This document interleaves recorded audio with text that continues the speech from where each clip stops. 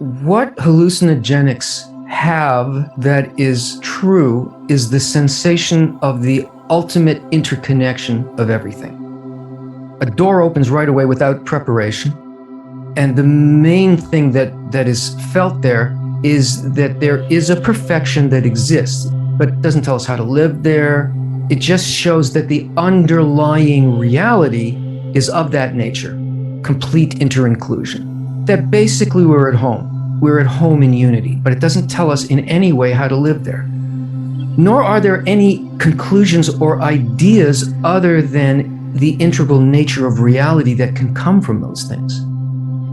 But that's not our problem, is not just to sort of crack open something and perceive that such a thing exists. Our problem is, how do we live there and establish a coherent foundation in what you can call a spiritual state?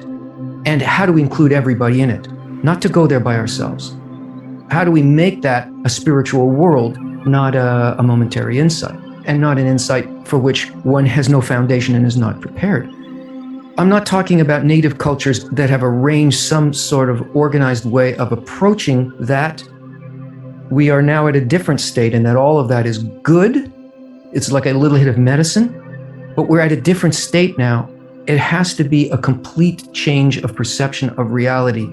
This is of a different order. This is the entire generation, everybody alive now and who was ever alive, all of us going to some degree into a conscious engagement with this. That can't be done through a passive mode.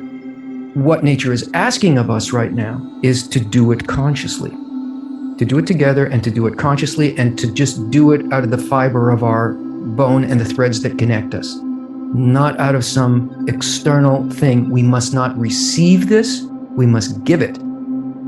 Taking an hallucinogenic is reception. Kabbalah takes us to a similar place, but together, and one in which we create it and give it.